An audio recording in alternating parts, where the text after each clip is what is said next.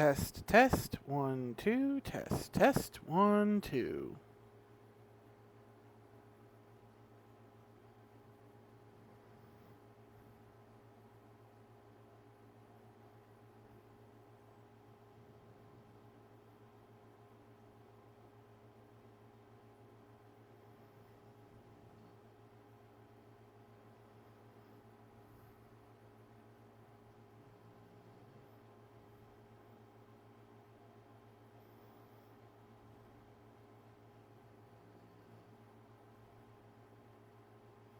Test, 1, 2, test, 1, 2.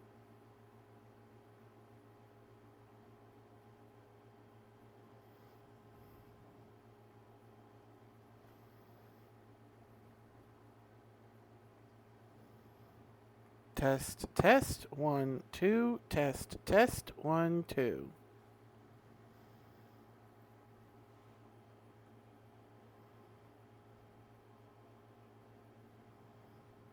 Okay, that doesn't sound quite right. Hold on.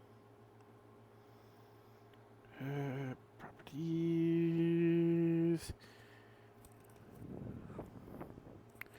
Yeah, it's using the wrong mic.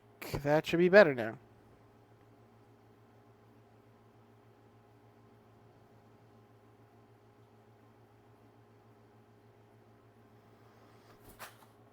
And that was my phone.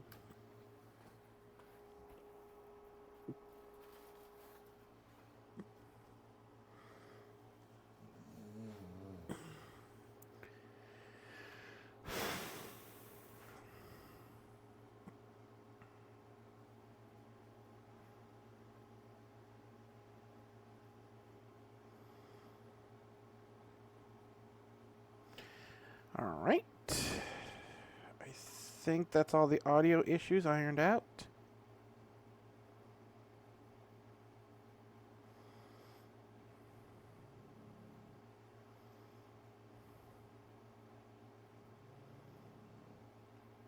Waiting to see if my audiobook will bleed in.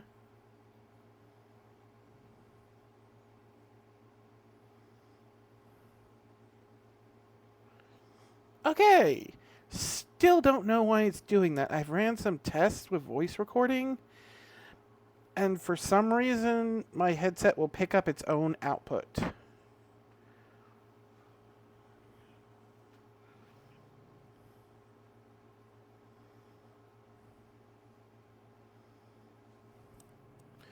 So I've stuck using an earbud for now.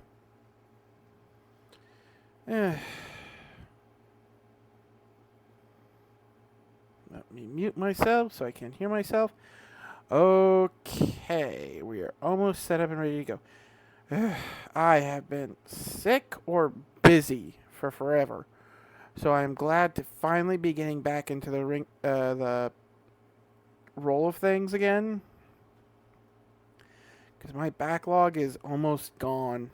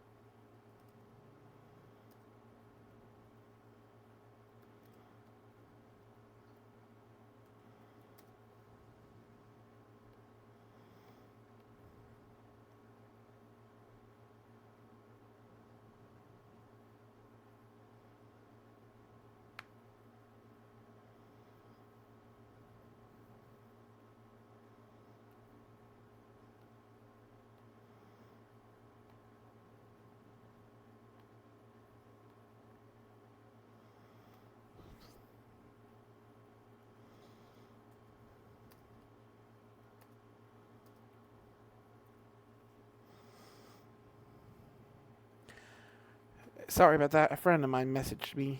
Alright, give me a second to get this actually posted, and we will get started. We are doing a nanite in the fantasy today. If I can ever find where I put that blasted... Oh. That's not quite what I'm looking for, but it'll do. Give me a second. Author's dashboard.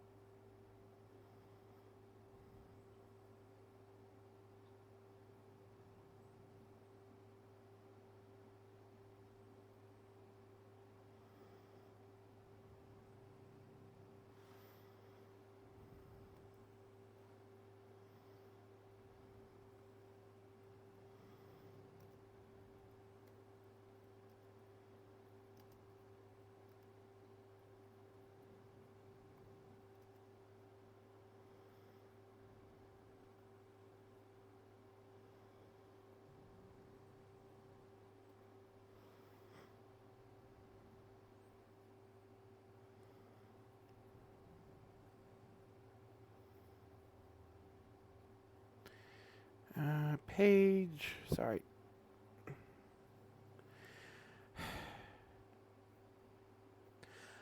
I made a new friend here recently when I was sick and couldn't really do much. And I've been chatting back and forth with him, and I've gotten into the bad habit of getting distracted at the worst times.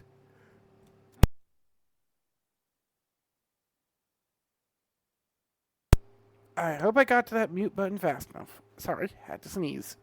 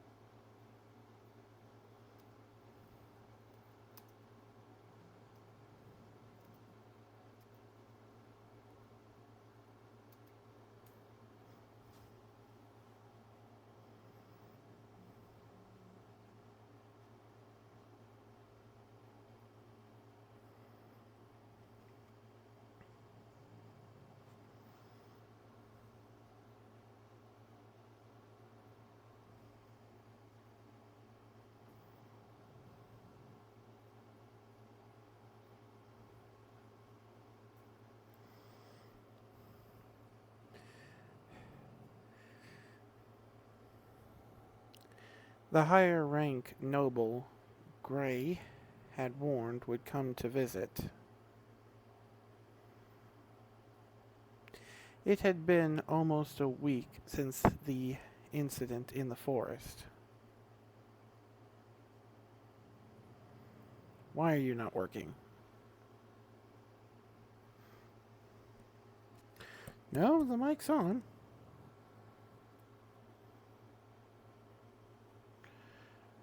Voice typing, select microphone. Microphone is set to the correct microphone settings.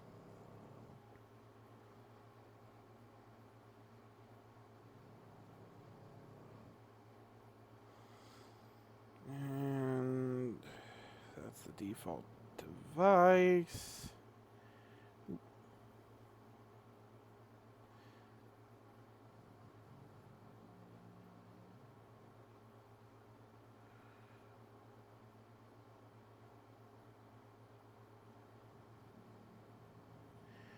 Okay, that should hopefully fix it. Test, test. There it goes. It was just, for some reason, not reading it.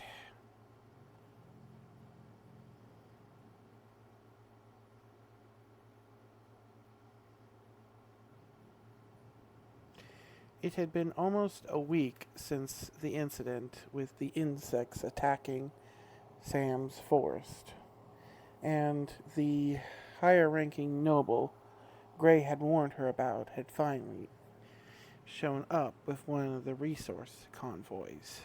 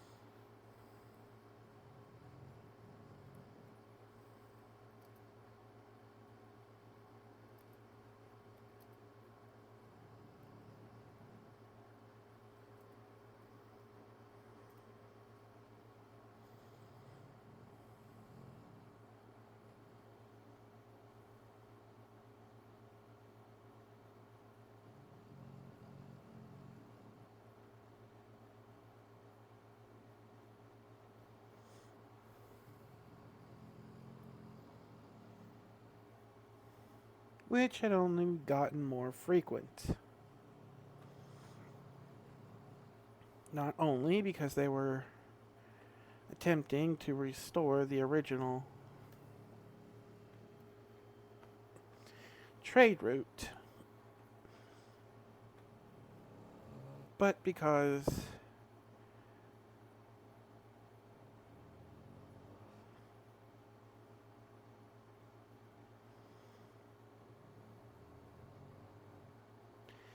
Sam had proven herself a valuable asset.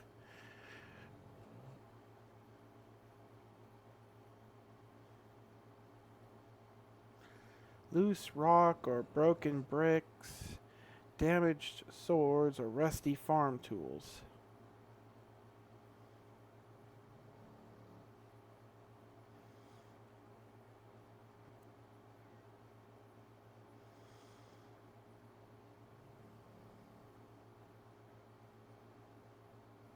She could render them all down and make new ones.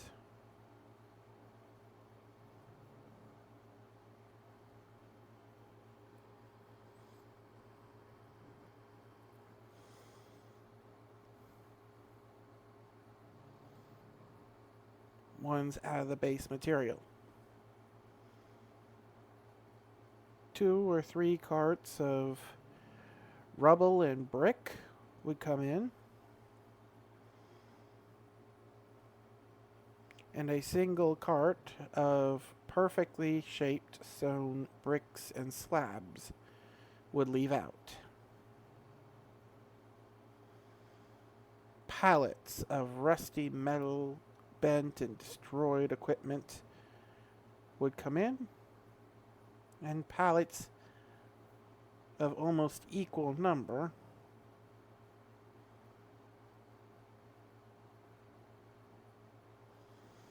of fresh, newly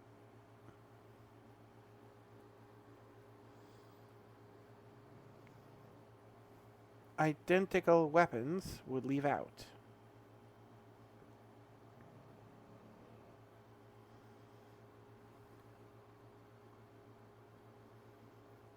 Pallets.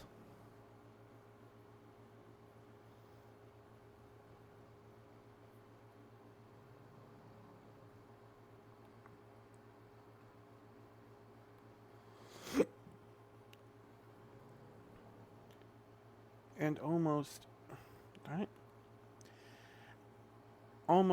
equal number of identical weapons would leave out.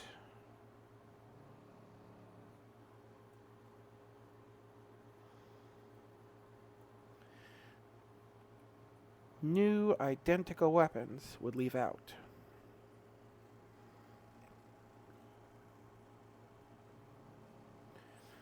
Most of the smithies were annoyed, as they said the weapons were soulless.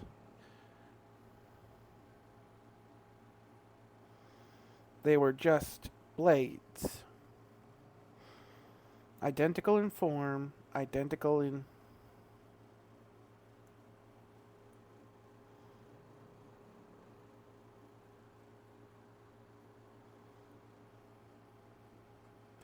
blades, barely able to be classified as weapons. All identical in form and identical in stats.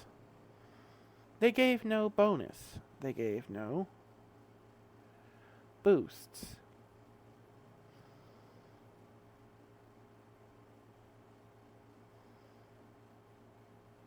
Stat-wise,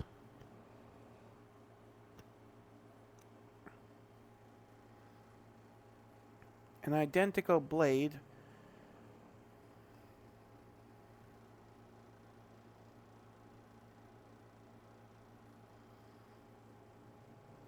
forged by a apprentice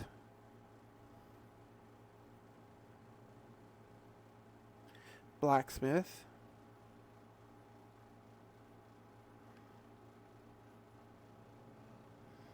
would be superior, though begrudgingly not by much.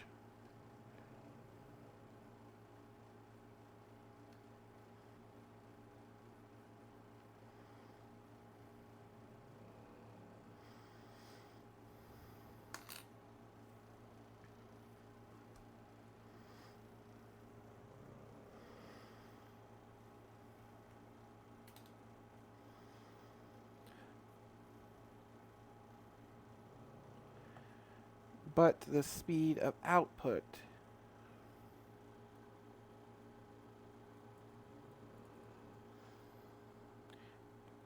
sheer speed of output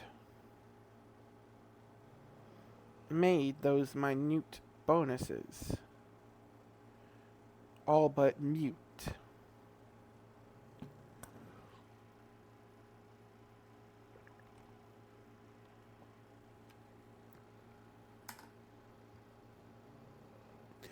Sorry, it only now occurs to me I should have muted my mic before I took a drink.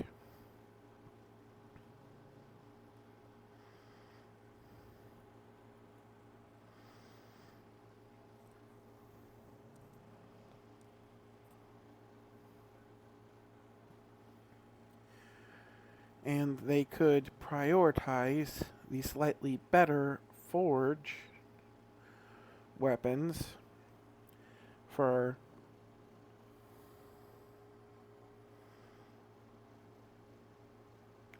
higher ranking or higher value individuals.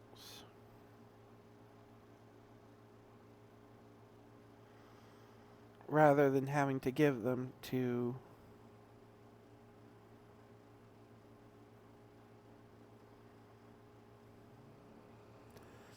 farmhands drafted from the local fields.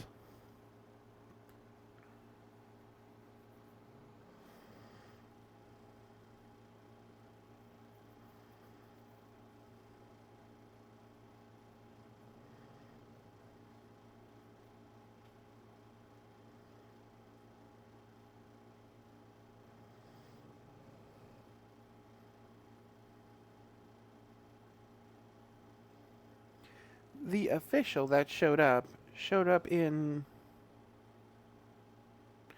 for lack of a better word, an ornamental armored carriage.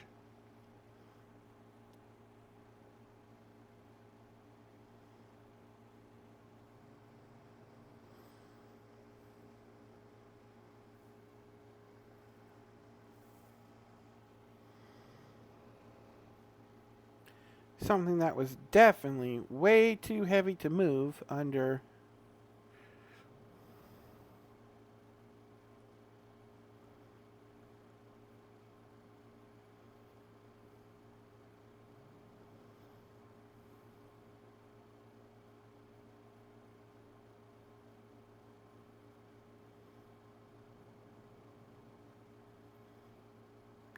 Sam's understanding of medieval material science.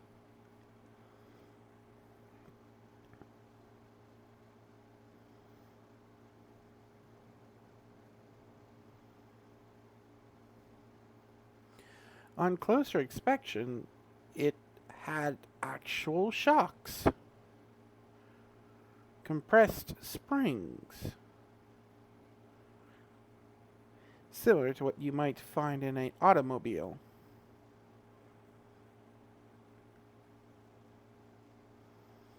In the early 1900s.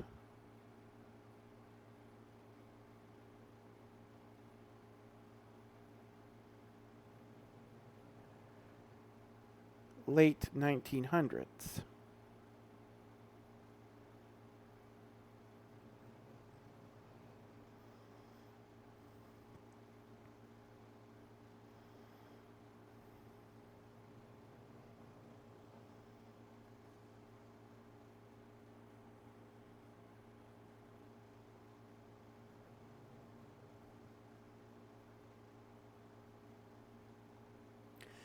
And had actual tires instead of the wooden wheels she was used to seeing on the supply wagons. Though she wasn't sure what they were made of, but she was pretty sure they weren't filled with air and rubber.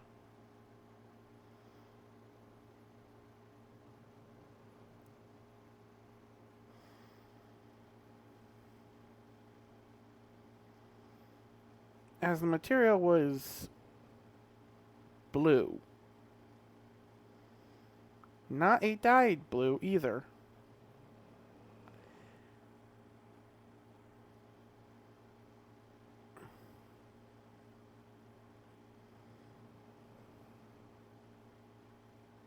At least she was pretty sure it wasn't dyed. She really wanted to get her hands on the material just to figure out what the heck it was.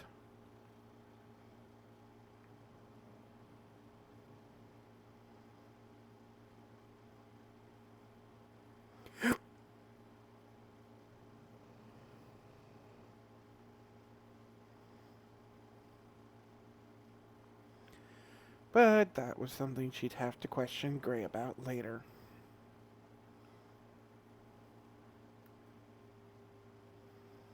While the filigree and design of the carriage was impressive, It was definitely meant for combat, or at the very least to survive combat.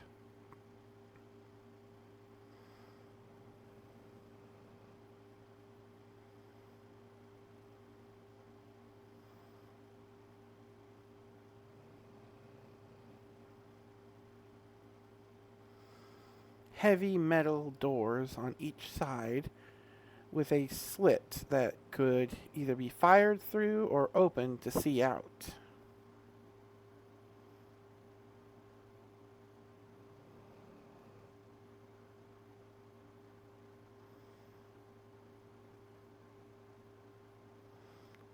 An ornate, almost, for lack of a better word, cubic pumpkin like shape that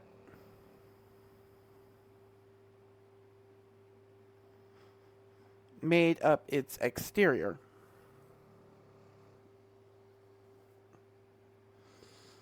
With what looked like a metal cathedral roof complete with 4 water-spewing gargoyles for drains.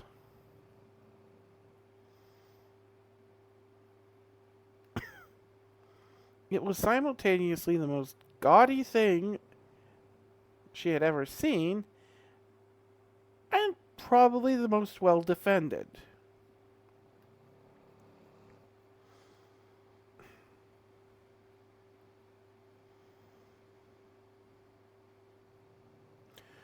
Pulled by a massive lizard like beast covered in metal armor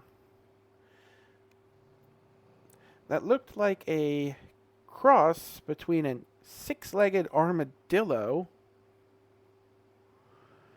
and a triceratops.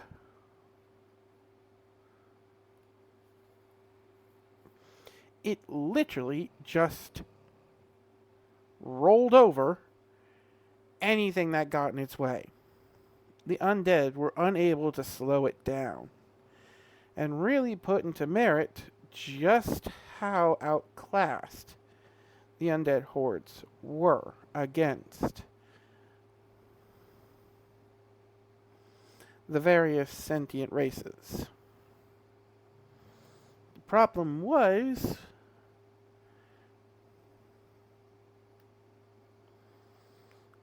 that the undead were systemic, and since they didn't stop to properly destroy the bodies, most likely, almost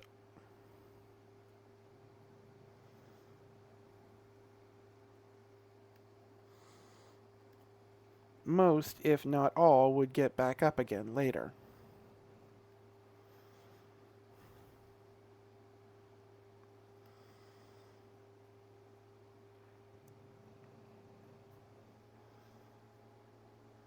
The undead in their own right were not threats. Their ability to sap and corrupt life force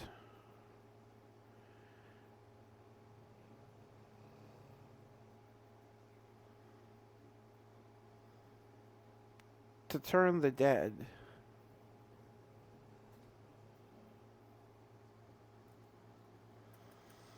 their own kills into allies.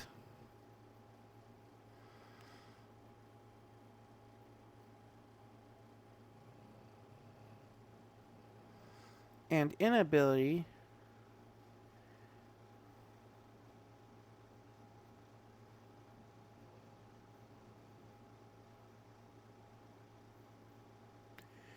to be permanently killed without being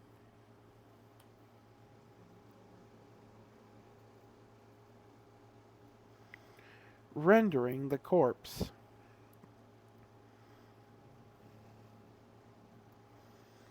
down to next to nothing.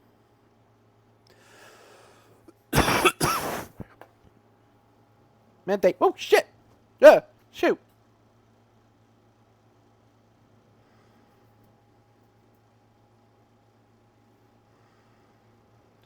Okay, for a second there, I thought that was a jumping spider.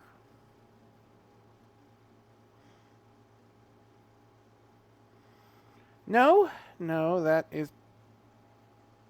I don't know what that was, but it wasn't a jumping spider.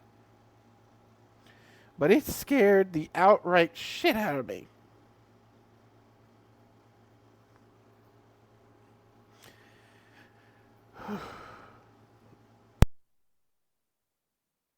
And it jumped right on my laptop, too.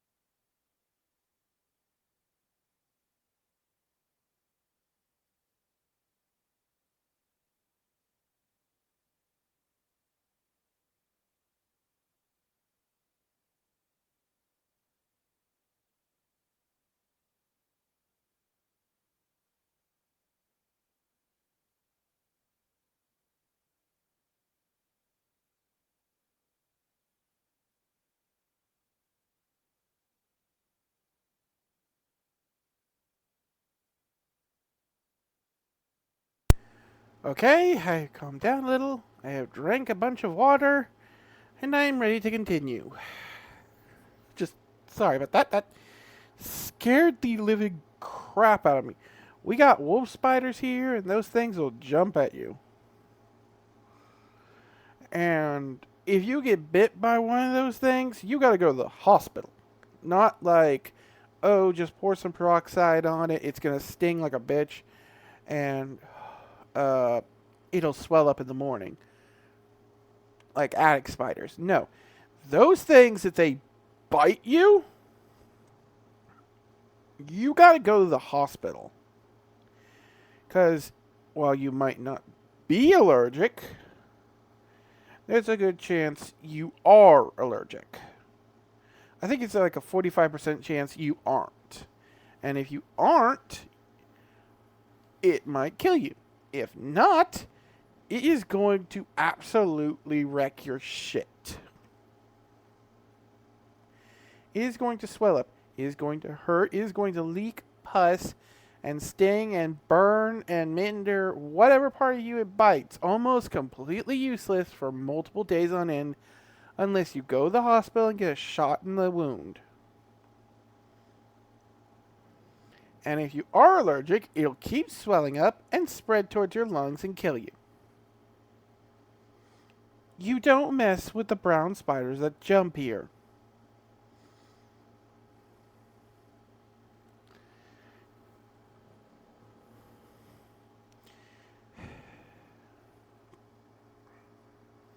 And while I don't quite know what that was, all I knew it was big and brown and it jumped at my computer screen.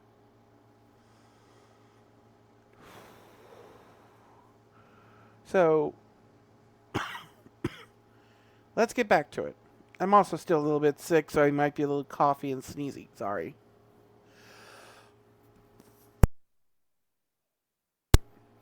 I will try to mute my mic whenever I do have a coughing fit, but I can't guarantee I'll always manage it.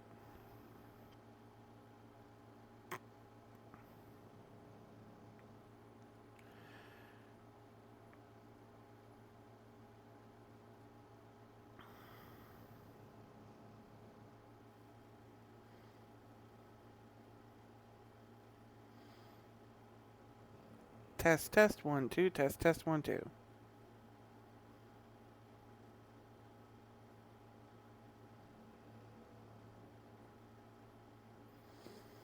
Why do I suddenly sound so quiet?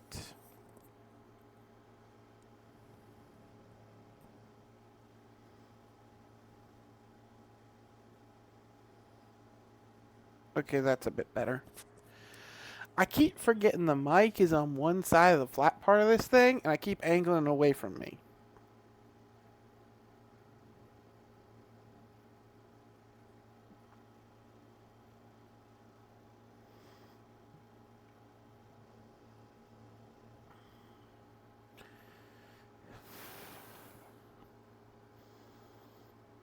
Even if you defeated them, the victory was always short-lived.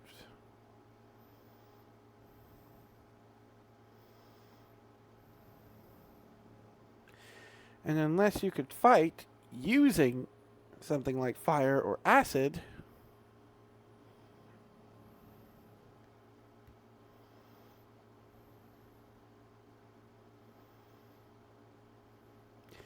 you had to take time out of your fight to dispose of them, lest by the time you finished dealing with the next enemy, the one you previously defeated would get back up.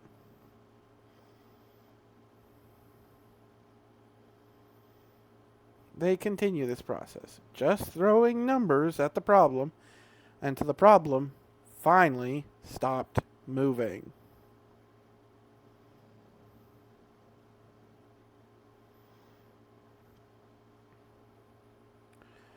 Unfortunately, in this case, the problem was every living thing in nearly 100-mile radius.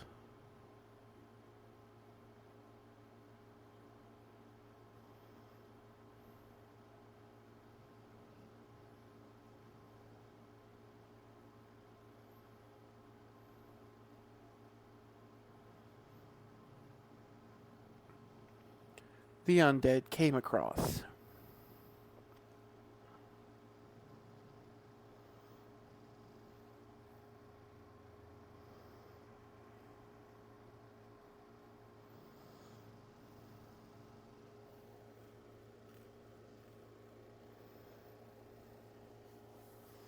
And while you could kill the undead,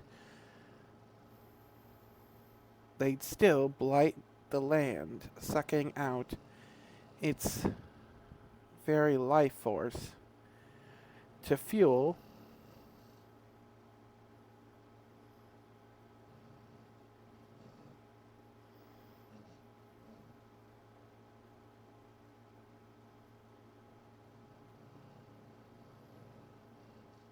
the resurrection or creation of more undead.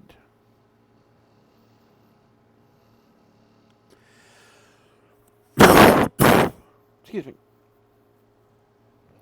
The purifier prototype Sam had been working with had done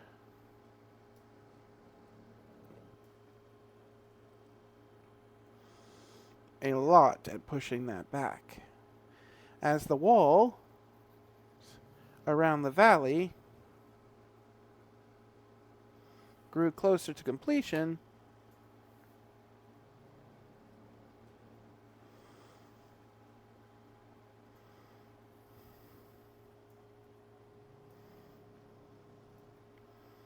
all she had to do was locate wherever this necrotic energy was the thickest and set up the purifier there. While they couldn't completely eliminate the energy from the valley, They were actually pushing it back at this point.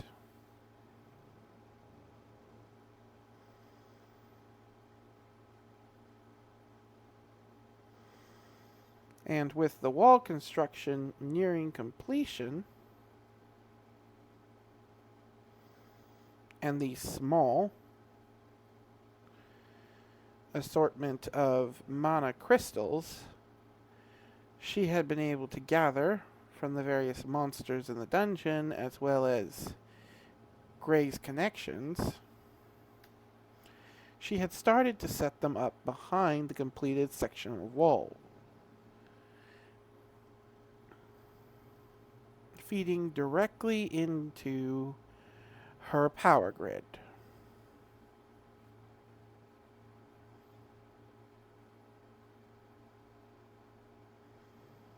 Which only helped her further scale up her industrialization.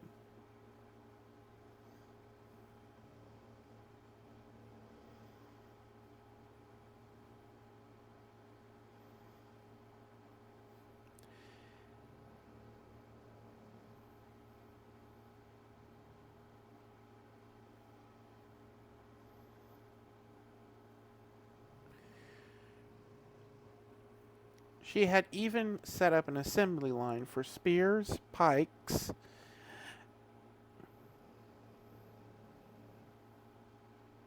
and swords within the adventurers' encampment. The machine was simple, but it gave some of the adventurers, like the blacksmith, something to do.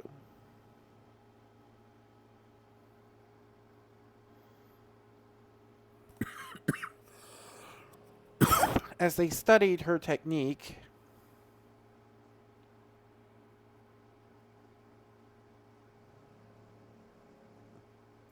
while working with her to increase their own available tools.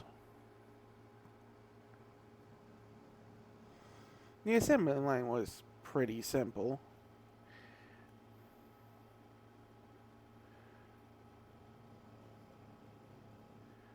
A set of molds would be filled with liquid metal. Once the molds were cooled,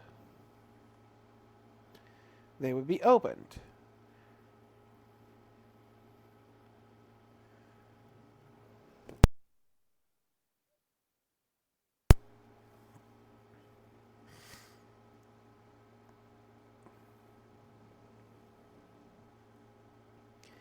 If the swords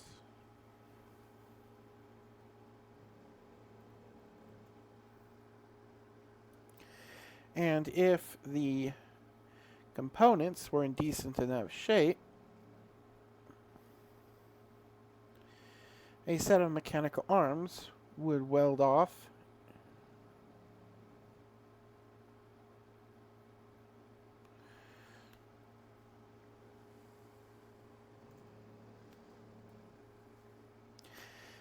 cut, sharpen, and shine them.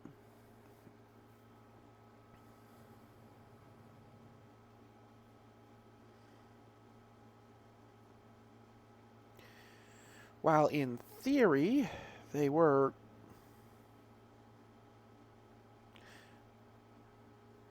more prone to failure than Sam using nanobots to print them, and required more reprocessing. They could produce over a dozen swords in each batch, where Sam could only print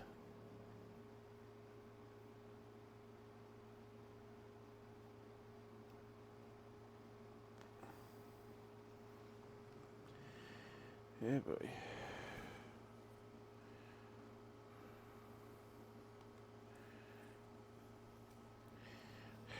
Test 1 2 test 1 2.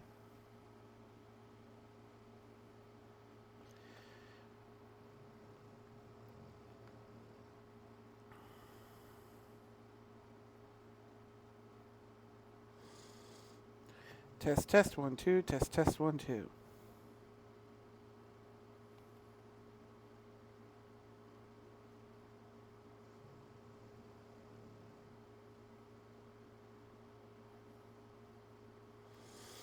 Okay, so I accidentally pulled the earbud connected to my audiobook out, and that's what the weird audio glitch was just now.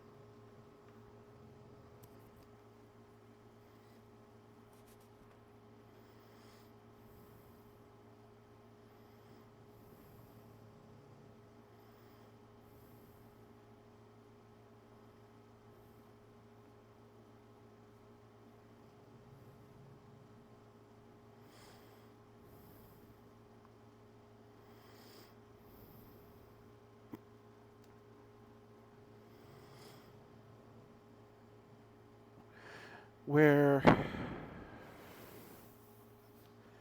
Sam could only print a single item at a time.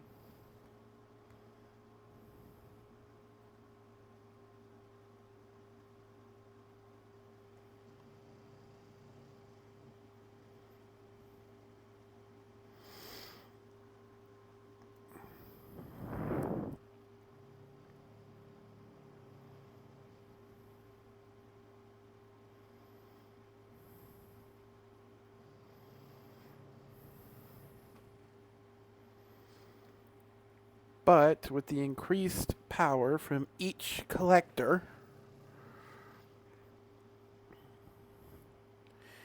she'd be able to set up more. Though at the moment, she was focusing on industrializing the former goblin's cave, making parts for her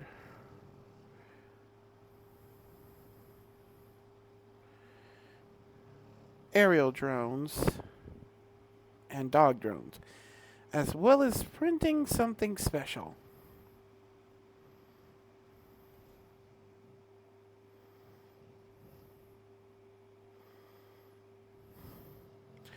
Her units had proved themselves in combat against the undead, but against the insect monsters, they had been sorely lacking, and she couldn't guarantee the protection of the adventurers forever. Right now, she was a convenient ally.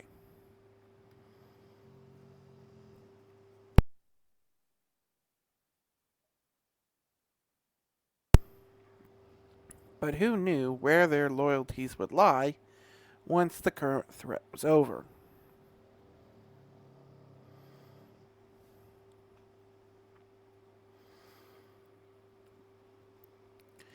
She had synthesized gunpowder.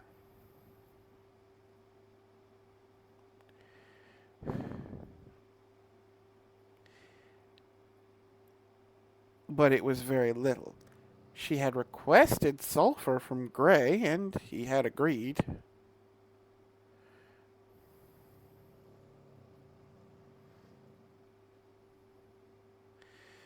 But she had only made a small amount. She had requested sulfur from Gray, and he had agreed.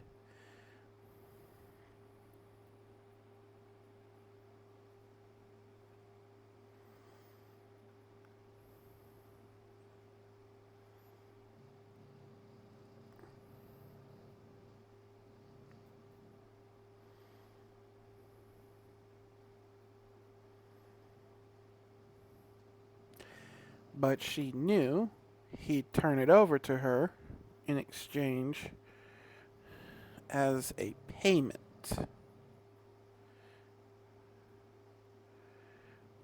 for her services.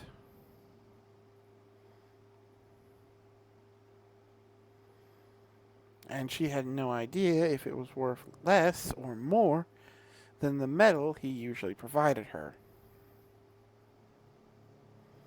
Or if he wasn't even out scamming her.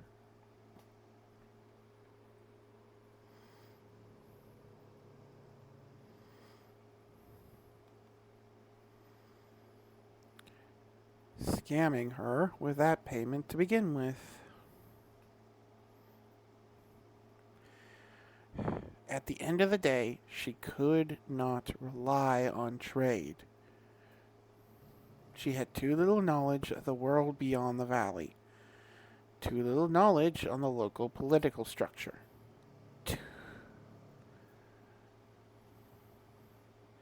And she would not put her primary defensive assets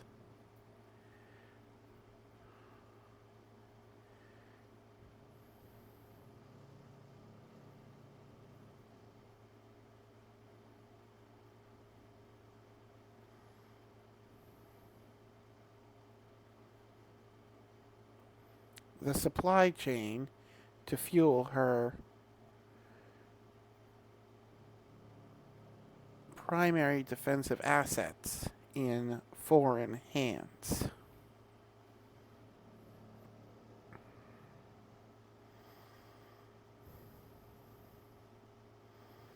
She'd hope she'd never have to introduce the gun.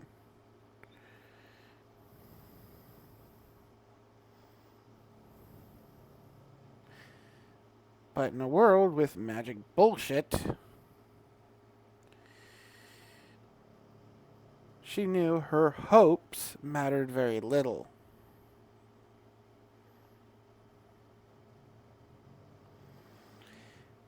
So while she still hoped for the best, she prepared for the worst.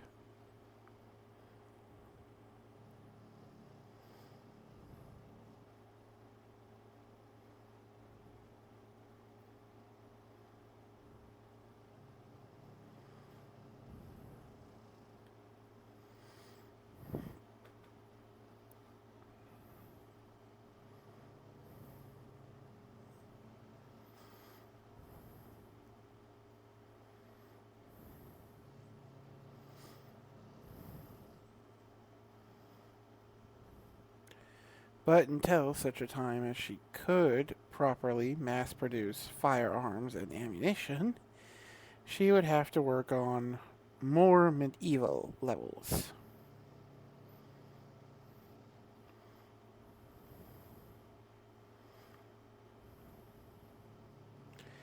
And her current mechanical creations were very poorly suited for that.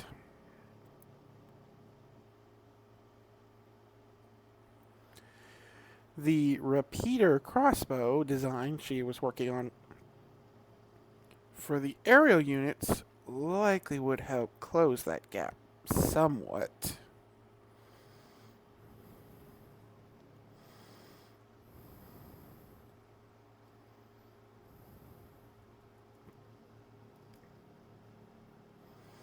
Would likely help close that gap somewhat, but she needed a bigger, heavier unit. One that could actually fight against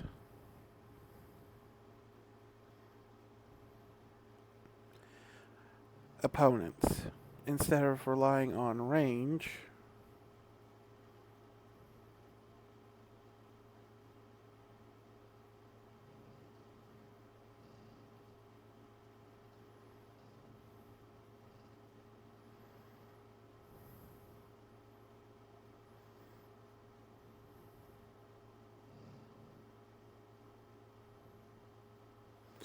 Hard counters.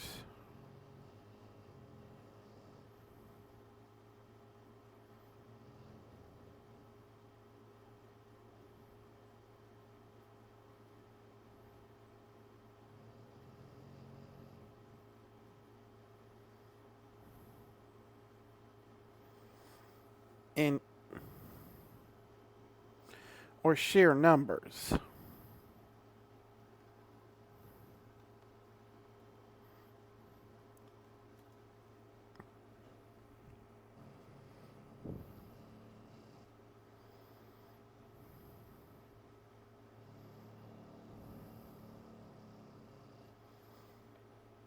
Something she was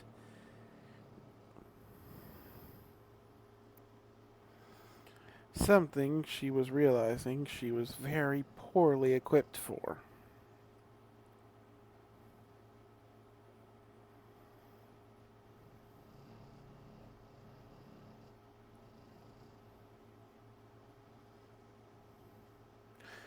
most of her current robotic designs only really worked because they were running on very light chassis. The same thing that prevented her from producing firearms was stopping her from producing heavier, more combat-oriented units. The lack of specialty materials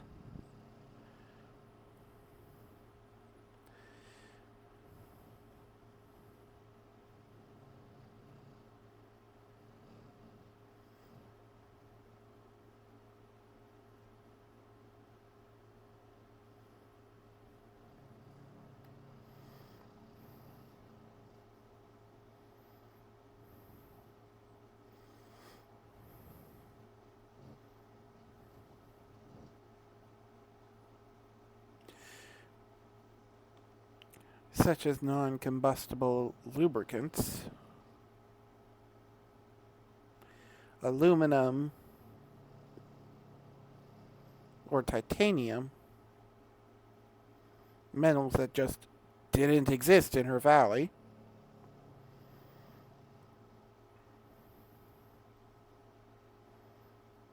Except in very minute trace amounts.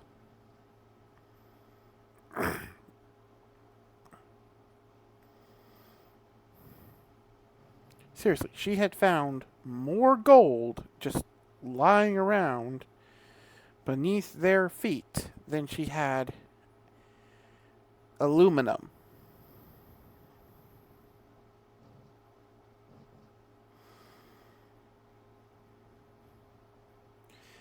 Hell, at this point,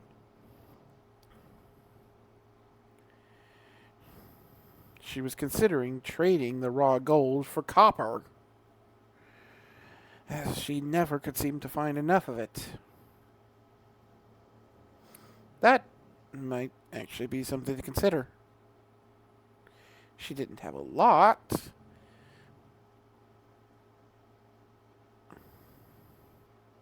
of gold to spare.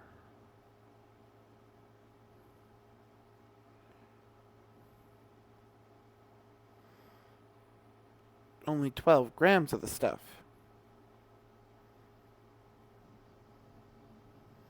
But surely 12 grams of pure gold had to be worth something.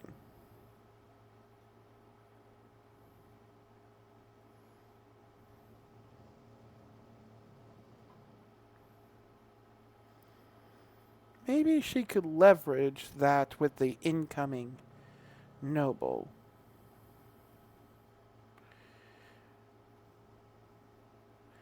As Sam was plotting and scheming, the noble finally arrived at the camp.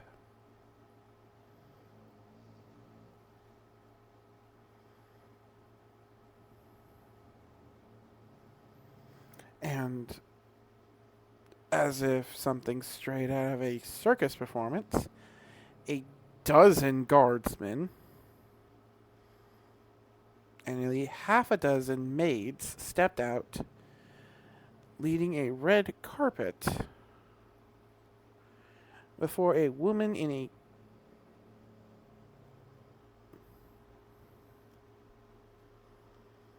what could only be described as a blue combat dress. So bright blue that she was pretty sure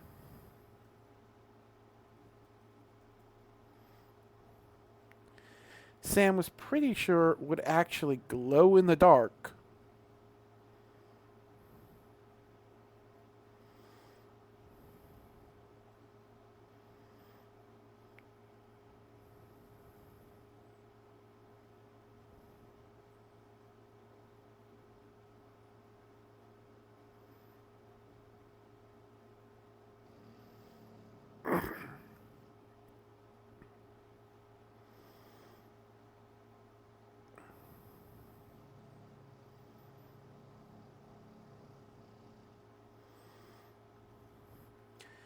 The scene looked like something straight out of an anime.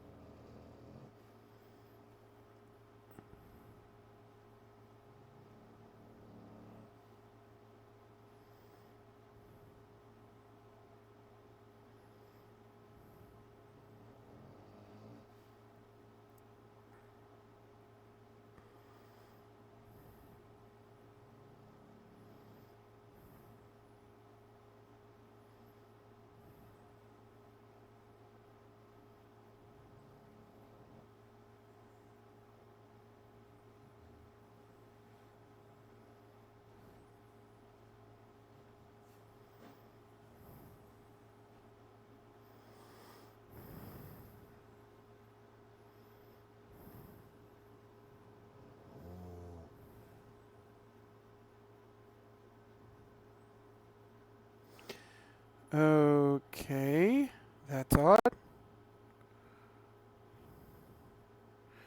Oh no. No, no, no. Don't you crash on me. Don't you crash on me.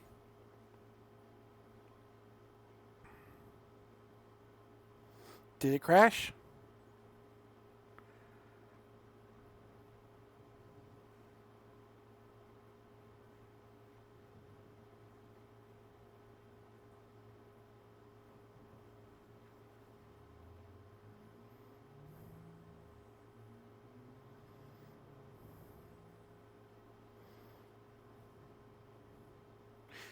Okay, it looks like I'm still live. I don't know if you guys saw that, but my screen or the Word document just went completely gray. And then the browser window where I have the stream going went completely gray. And when I tried to open OBS, it went completely gray. Thus the "don't you crash on me" statement.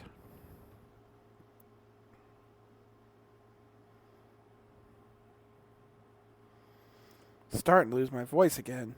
I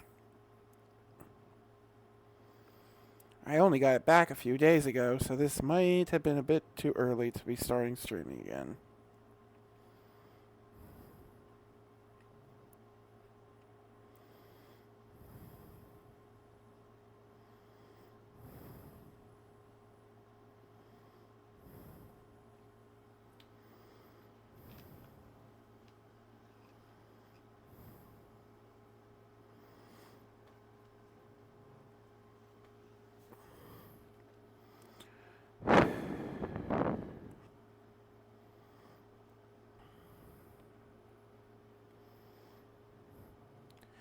She carried an ornate staff with a blue crystal on top.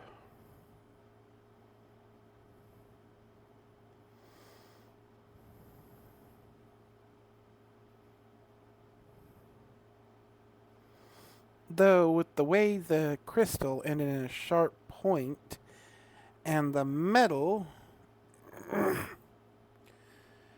around the crystal was oriented, Sam was at least 80% sure it could probably transform into something like an axe or a halberd.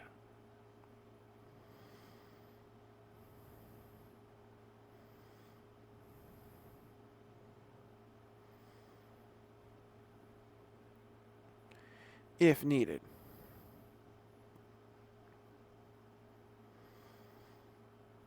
On her hip, however, was a rapier, fitted with another crystal of the same deep silverish blue embedded in its hilt.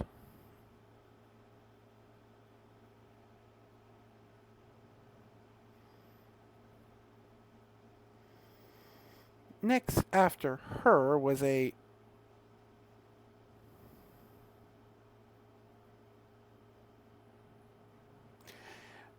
Sam wasn't quite sure what he was. He dressed like a nobleman,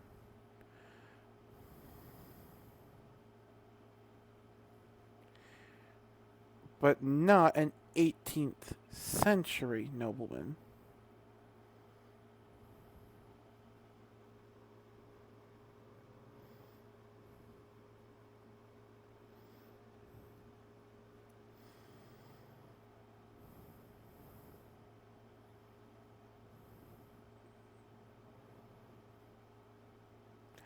How medieval noblemen were typically depicted.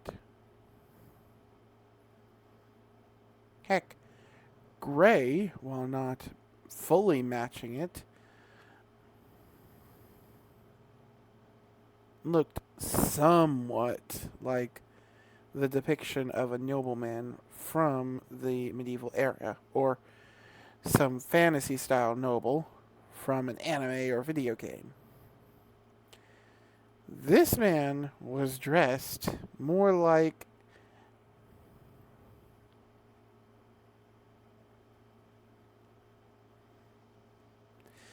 an industrialist from the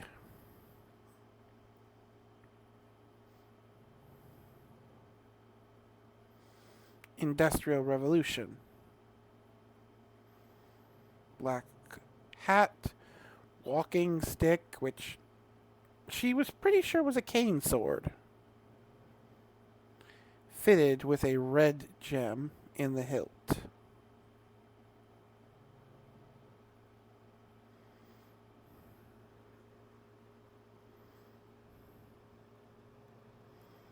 Handle and a yellow and brown gem in the shaft of the cane itself.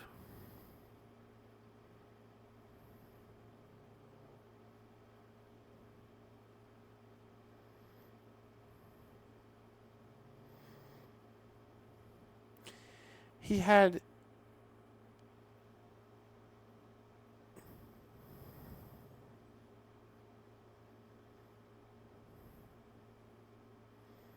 a curly mustache, as was in fashion in that era.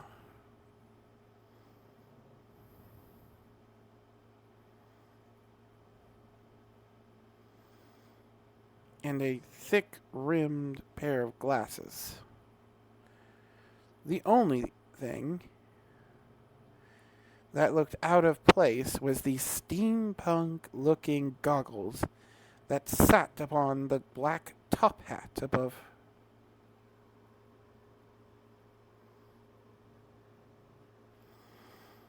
On his head.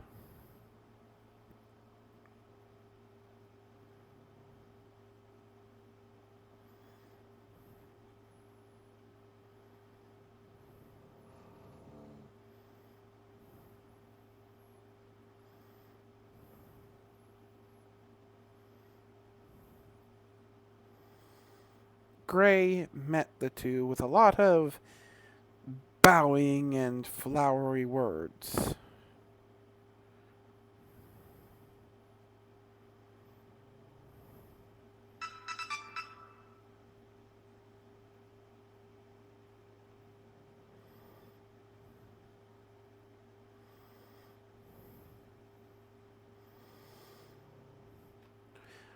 Ones that he was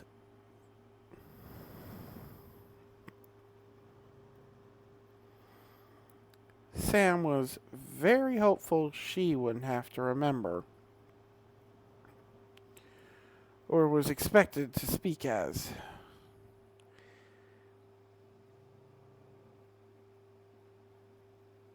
As if she was being honest, there was no good way to talk like that and not either sound like a slimy, scheming rat or a pompous asshole.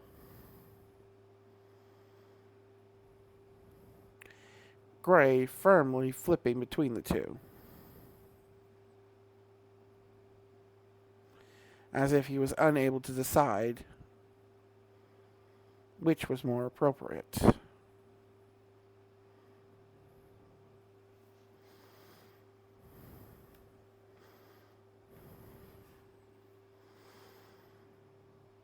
Thankfully, it seemed like the woman, at the very least, cared little for the formalities.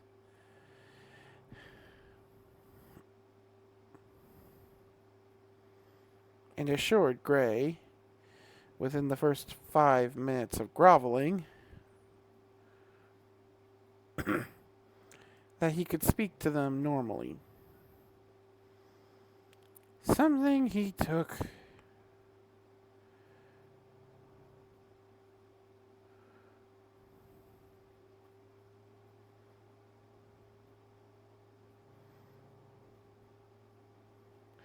to with more gratitude than she'd seen him do anything else since meeting the man.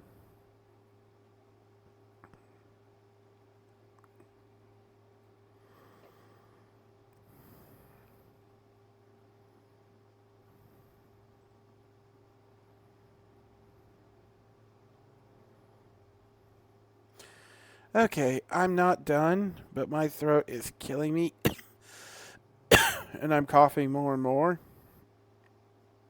And we've had several technical issues, and we're about at the 2-hour mark. Okay, we're a little over the hour mark. I misjudged my starting time.